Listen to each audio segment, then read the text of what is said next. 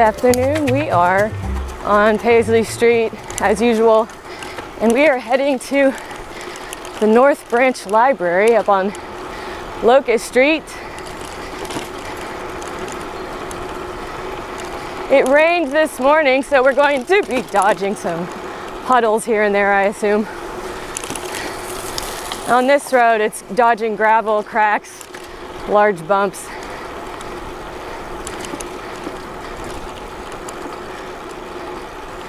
The nice thing about the condition of this road is that I feel like people don't want to drive on it either, which means there's less traffic than normal, it feels like.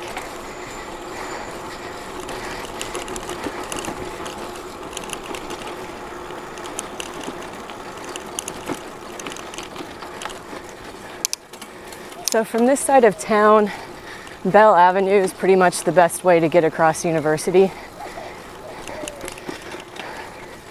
If I were on the other side of town, so let's say that neighborhood north of UNT, if I was over there, I'd probably take I would take Fulton up and then work my way over to Hinkle and then take Windsor all the way to the library. And of course, if you're in the neighborhoods that are, we got a car coming. If you're in the neighborhoods that are on the far side of Bonnie Bray, I guess you would just either take the lane on Windsor or take the side path through the park and then hop onto the bike lane on Windsor.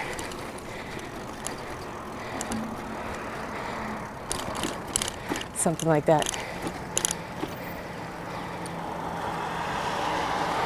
So Windsor is a really great way to get across town.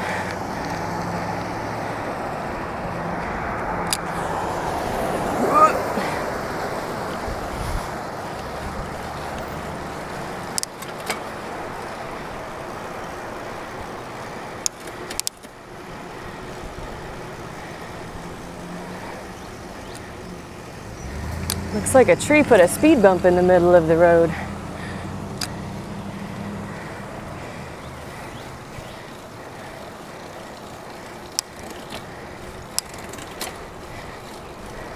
So the rain did kind of cool down the temperature, but the humidity's still pretty high. I didn't actually check what the temperature is. It feels like it's below 80, probably somewhere in the 70s, but it's still kind of muggy. So I'm gonna try to not go too fast because that will make me sweat more. And for some reason I decided to wear a gray shirt, which means it'll show off any sweat that becomes excess, I suppose. Okay.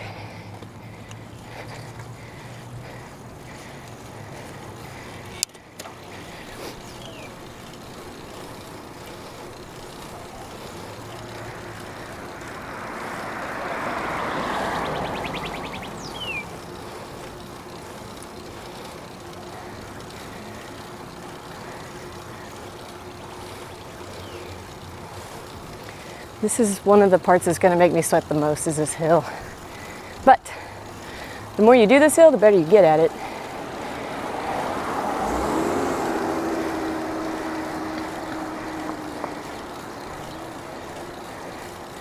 But you still sweat.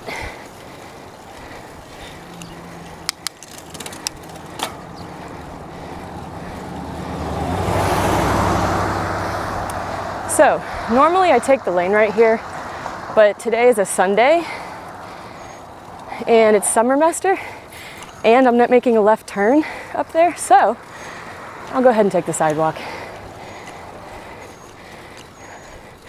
Usually on weekdays I don't take the sidewalk because this is pedestrian space. Plus, normally if I'm coming here on a weekday, I'm taking a left turn at this next intersection.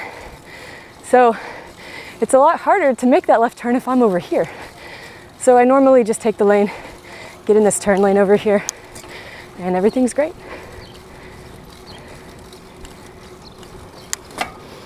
But we're going all the way to University now, so I just have to be careful of anybody turning right, because a lot of times people don't pay attention and they'll turn right on top of you. That's what they call the right hook. So it's good to be aware of everybody around you and anticipate the people who might be about to do that to you, because they ain't gonna signal half the time. They just do it.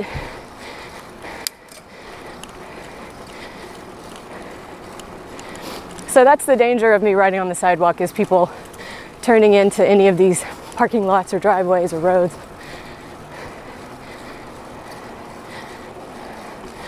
Probably the right hook is the most dangerous because you don't see it coming as easily. Somebody turning left across in front of you, you can detect a little bit easier.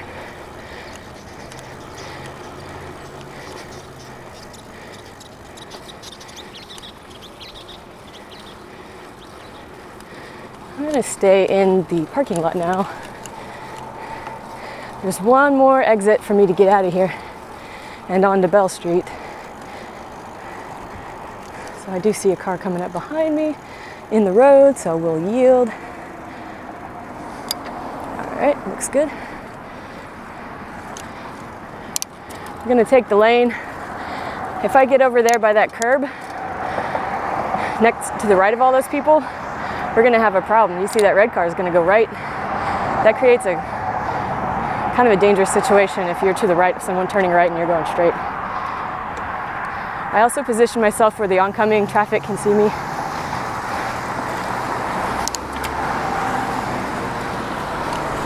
Otherwise, they won't know you're back there, and if somebody's wanting to turn left in front of you, that's a potential where they could hit you if they didn't see you. But usually if I position myself where people can see me, I don't have an issue with that. And I have an attention-getting blinky light, so that tends to attract people's attention because they're like, what's the blinky light? And so they usually notice that I'm there.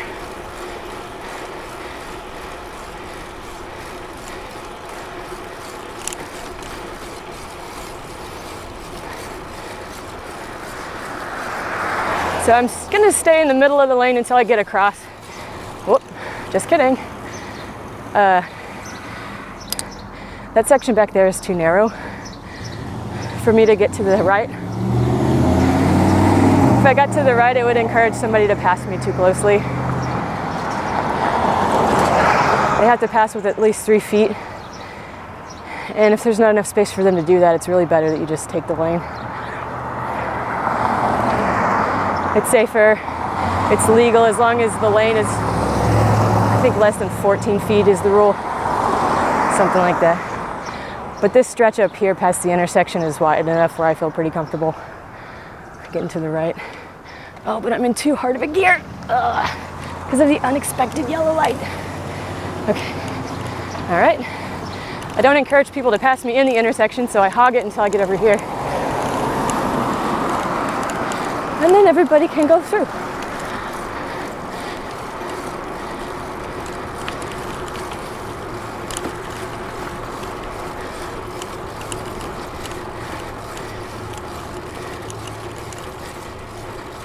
So for anybody who lives up in this neighborhood and wants to ride to TWU, I highly recommend Bell as the best way to get there.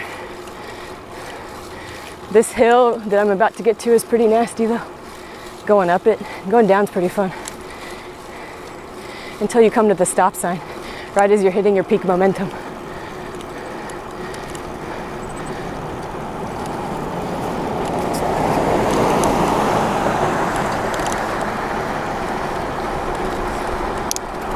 I'm gonna go ahead and downshift to an easier gear.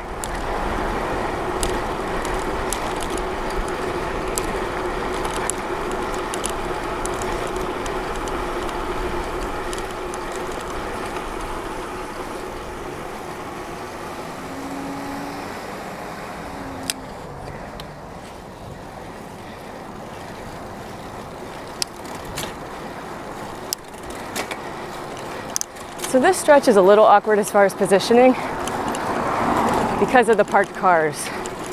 So this lane is pretty wide, but in order for me to stay out of the door zone, let's say this Dodge randomly opened its door. I need to be about this far away to avoid being hit. And what remains over on the left is not enough space for a car to legally pass me without getting in the other lane.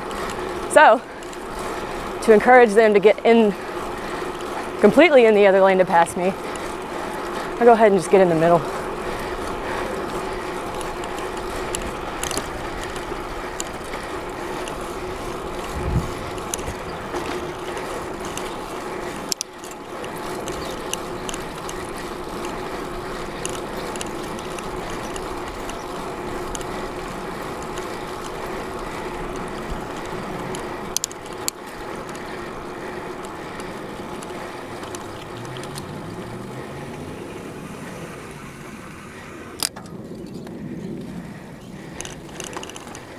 Here we are at Windsor.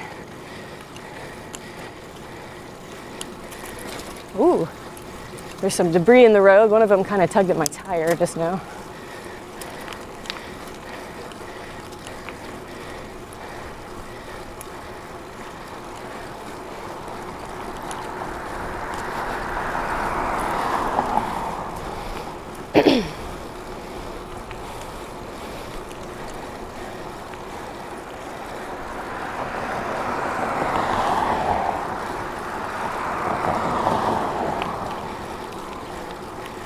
Gotta watch out for the manholes.